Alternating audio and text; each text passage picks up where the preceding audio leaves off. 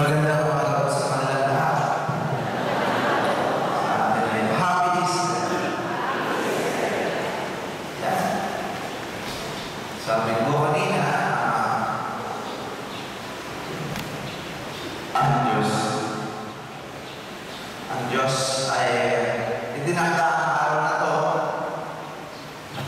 para sa ating lahat. Nung ako receive an invitation kay Father Jay, kaibigan ko ang inyong buha. Naglalaro ng tennis. Sabi ko, kailan kaya tayo ng misa na hindi mainit? Nga po, ngayon, hindi ko po akalayan na ganito karami, pero kayo yung pinadala ng Diyos upang sa kanyang biyaya ay makatanggap ninyo. Napakaganda na sinabi ni Jesus, yung umamap sa kanya, sabi niya, huwag ka matakot. Karamihan ko sa mga may karamdaman, balot ang takot. So pakinggan niyo ang tinig ni Jesus. His voice, His consoling voice. Ang sabi niya, huwag kang matakot. Walang masamang mangyayari sa iyo. Take it as a word from God, and this word is enough to believe.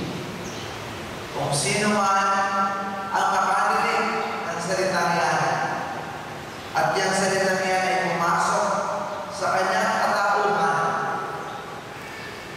kung ano man ang inyong karamdaman, alam niya ng Diyos, hindi niya kayo pababayaan.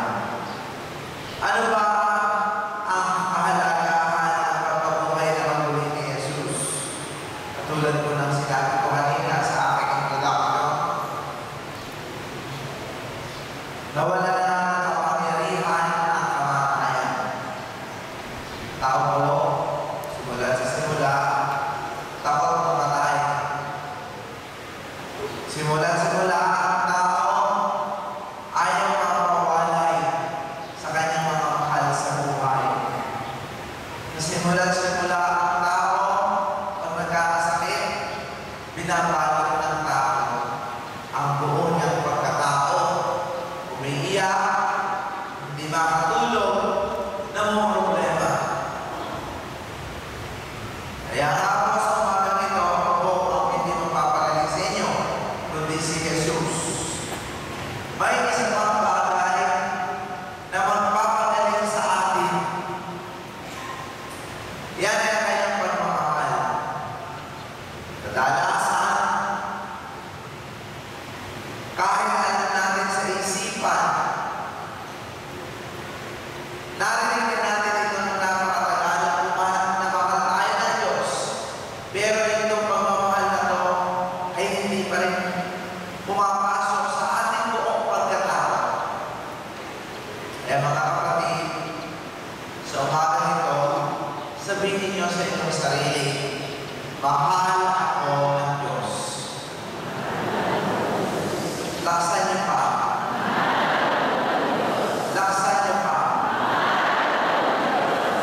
Sabihin mo naman sa katabi mo, mahal ka ng Diyos. Sabihin niyo pa. Sabihin niyo pa. Sabihin naman natin sa ating lahat, mahal tayo ng Diyos. Mahal tayo ng Diyos. Mahal tayo ng Diyos.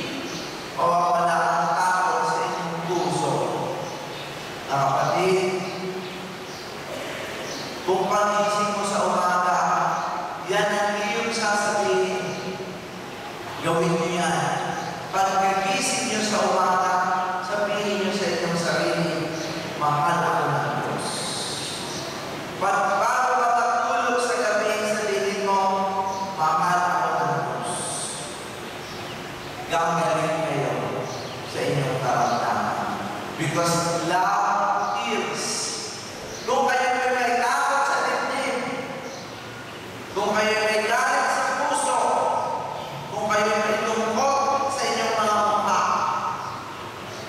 sasabihin mo, mahal ako ng Diyos. Yan po, lungkot, galit, paghihinganti, takot ay mawawala. Ngayon ang Esther, sa lahat ng salmo or antiphon ang sinasabi sa Ingles ay ito. This is the day the Lord has made. Let us rejoice and be glad. Sa ginawa ko ni Jesus, na pagpapakasakit ng isang linggo kahit na may reposisyon, kayo'y nabasa dahil ng ulan. Ating pagdumita sa kanyang pagpapakasakit at pagkamatay sa krus at siya ay nabuhay. Yan po ay tanda ng tinatawag na pagmamahal ng Diyos.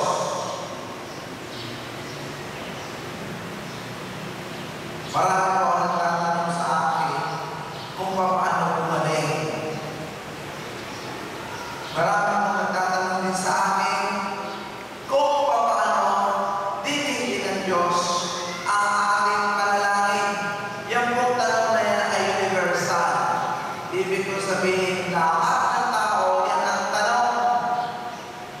Yung isang pong buwan, mayroon pong isang lalaki, galing pa ng Amerika. Dahil siya po ay nagkaroon sa Amerika, hindi po siya gumaling-galing. Siya po ay nalumpo. Po ay kontrakto. Nagbuhat ng mabigat, naputol ang spine, bigli ang paa. Hindi na po nakalakad. Narinig daw po niya ang pangalan ko, binasa sa internet, pumunta doon sa Monte Maria ng isang buwan. Sa kadamihan ng tao, siguro tatlong ganito ang dami. Naka-wheelchair siya, pinawakan ko, binray over, umiyak na ng umiyak, iniwanan na ang wheelchair, naglakad. Instant healing. Sa dami ng tao, hindi na nakapag-testimony. At sa tuwa, nagtatakbo na papunta sa sasakyan. 2 weeks ago, bumalik. Magpapaalam, babalik na sa Guam. At ito ang kanyang sabi, Father, ako po si George. American citizen, galing Amerika. Pumunta ako rito dahil ako hindi na makakalakad. Father, sa misa ninyo, para kung tinamaan ng kita, nung sinabi mo na, hindi ka Diyos. Iisa lang ang Diyos. Huwag kang umako na ikaw ay Diyos. Father, para kung tinamaan ng kita, ako ay nagsisi. Ako ay umiyak. Nagdilim ang aking paningin. Nag-init ang buong katawan. Kaya nung lumapit ka, hindi ko alam, pantay ng pala ang aking paa at ang aking mundo sa likod nagdungkong na ako ay nakalakad. Amen.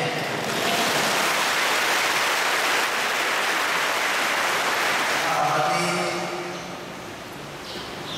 sa misa, bumababa ang Espiritu Santo. Yun ay kung tawagin ay anointing. Sa misa, kung kayo ganyan lagi, nakikinig, tahimik, attentive, bababa ang Espiritu Santo. Bibiyayaan kayo tulad na nangyari kay George. Maririnig ninyo ang kanyang mensahe na magpapagaling. Sabi nga ng centurion kay Jesus, Panginoon, hindi ka kayo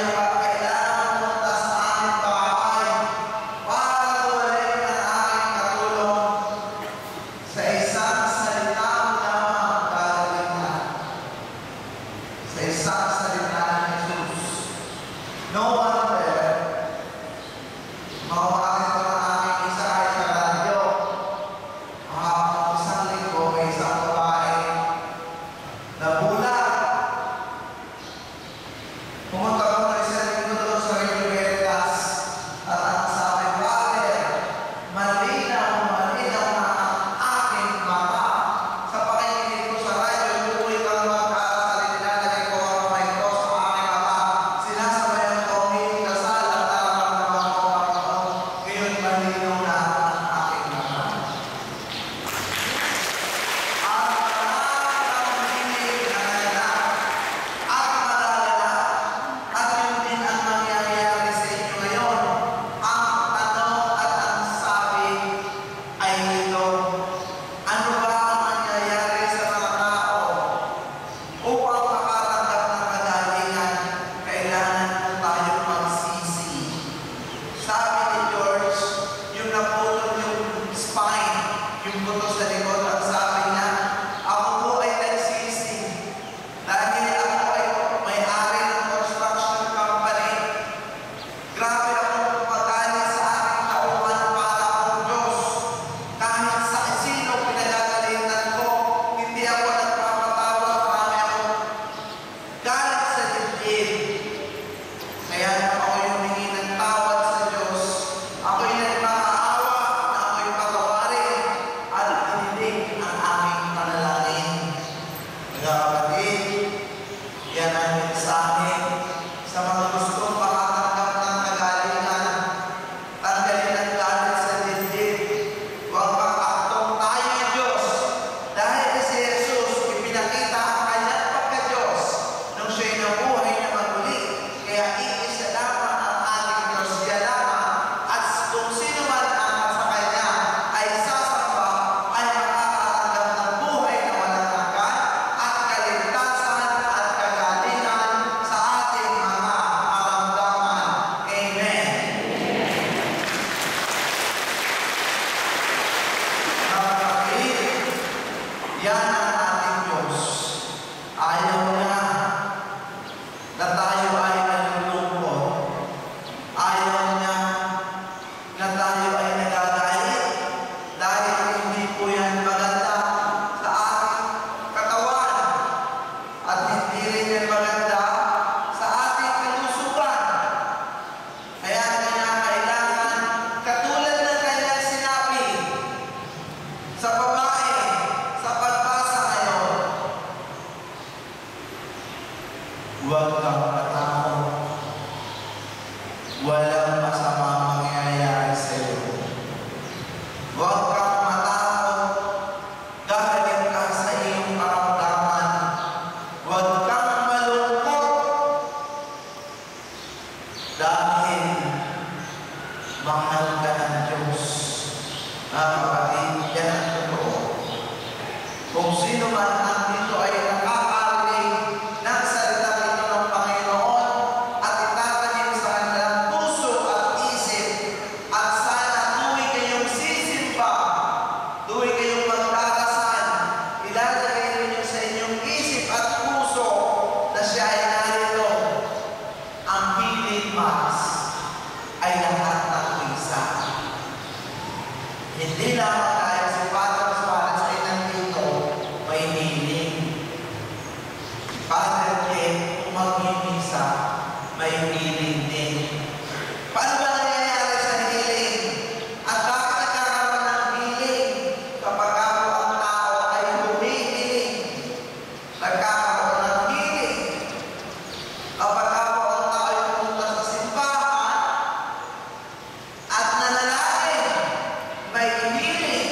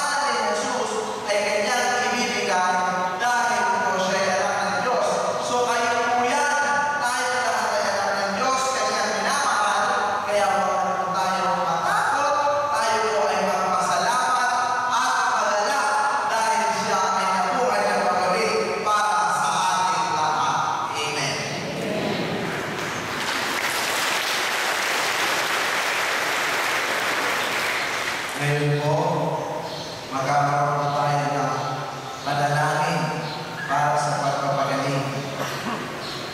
Ipigil ninyo ang inyong mga mata at ilagay ninyo inyong kanang kamay sa parte ng inyong katawan na may sakit. At dito ang ipararamdaman ninyo ang init ng pangmamahal ng Diyos na siyang magpapagaling sa inyong mga karamdaman. Mapagpalang Ama, marami dito may sakit na iyong tinawag dahil sila ay iyong minamahal. Ibuhin mo po at pagalingin ang lahat na nandito ngayon.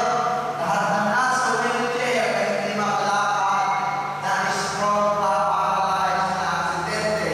Tanggalin mo po ang lahat nilang sakit at sila ay muling makalakad. Yung mga may diabetes, malabo ang mata, may cataract, may glaucoma, may cancer, may bukol sa dibdib, mga nagda-dialysis, may chemotherapy, may radiation, Lord, paspasan mo sila at tanggalin ang kanilang mga karamdaman, yung mga nahihilo, may vertigo, masakit ang ulo, may goiter, may thyroid. Lord, heal and bless them right now. Yung mga may migraine, may asthma, may sakit sa balat, Lord, heal and touch them right now, one by one. Lalo na po, Panginoon, yung mga nasa ospital, mga anak namin, mga magulang na hindi makarating dito, dala ang litrato, paspasan mo rin po sila. Yung mga may ulcer, may leukemia, may high blood pressure, may high cholesterol, masakit ang sikmura, may rheuma, may arthritis, may gout, paspasan mo rin sila lahat ngayon. Yung may mga epilepsy, may sakit sa puso, may mga karatong ugat, may infeksyon, may hindi magkaanak, mga mag-asawang hindi magkasundo, mga may financial problem, yung pong mga magulang na hindi kinakausap ang anak, maraming tampo o galit, paspasan mo po ang bawat isa ngayon. Lalo-lalo na po yung mga maraming tapos sa dibdib, yung may mga tuberculosis, may mga cancer, may Alzheimer's, Parkinson's disease, may leukemia, may anemia, hindi po makatulog, may insomnia, may UTI, maraming infeksyon. Lord, heal them yung mga maraming allergies. Habang inihiling namin ang tulong ng mahal na Birhen Maria, as we all pray. Hail Mary, full of grace, the Lord is with you. Blessed are you among women, and blessed is the fruit of thy womb, Jesus. Holy Mary, Mother of God,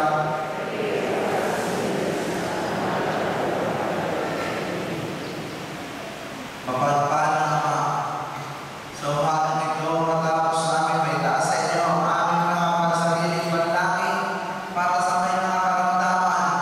Tinataas din po namin ang aming obispo, Cristiano Vicento, aming pura, Father Jay, lahat ng kaparehang religyoso-religyosa, lahat ng namumuno sa parokya ito, yun din sa aming